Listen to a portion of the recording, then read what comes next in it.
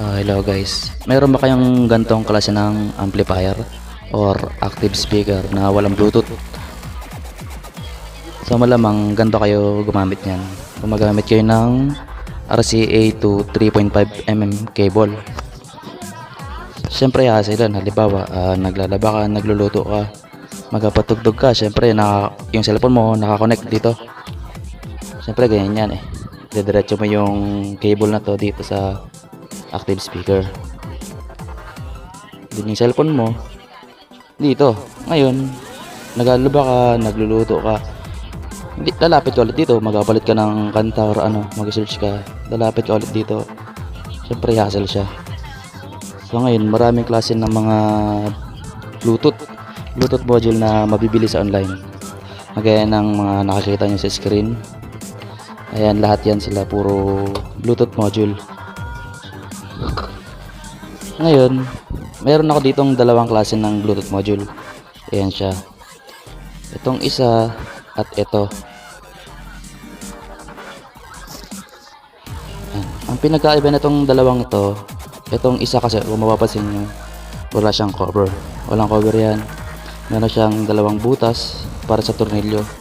Ngayon, dinesign to para sa mga DIY speaker talaga, yung sa mga box or sa mga amplifier. Kasi pag ito yung ginamit mo, obligado kang magbutas. Halimbawa dito sa taas, ibubutas mo siya pag ganyan.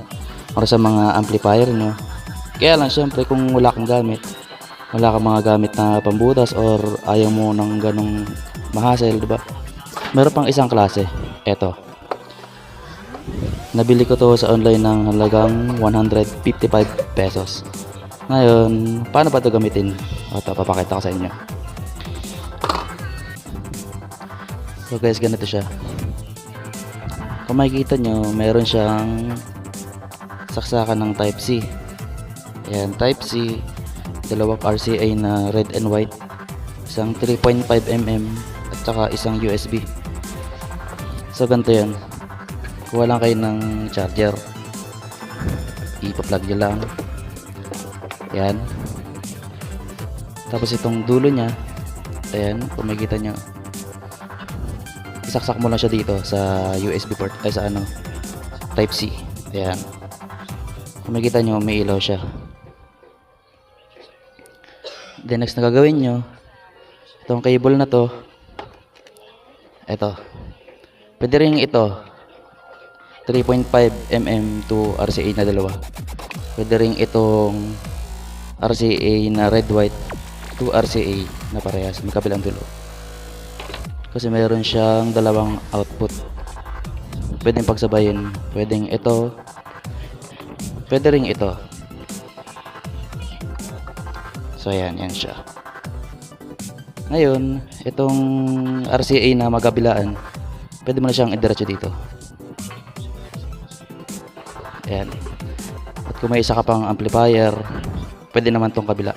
Pwede siyang pagsabayan gamitin. Ayun is sa sound check natin siya.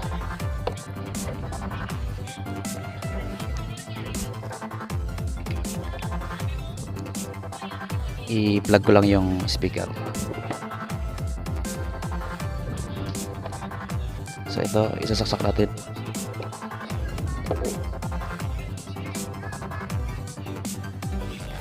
So yan, kung makikita nyo, nagbiblink siya. Merong minus at plus. At sa gitna, yung triangle, tsaka dalawang patayo. Ito yung pause, tsaka play. Ngayon, itong volume, pag gusto nyo mag-volume, pinutin mo lang ng matagal. Yan, okay na yan. So, ipapower ko tong speaker. So, yun, umilaw na siya. Tapos, kuha tayo ng cellphone.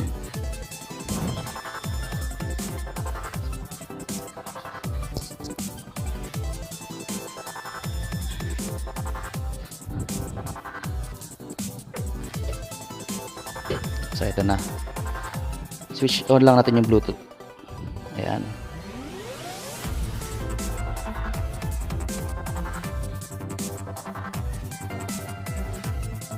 So hanapin natin yung ito siya, BLS. Ayan, connected for calls and audio 100%. Ngayon, itotodo natin yan. Pwede naman kung anong gusto mong volume. Pwedeng kalahati, pwedeng todo. Dan lang natin. Tapos mag-play tayo ng audio. Ayan, mag-YouTube tayo. Play natin. Mahal mo ba siya?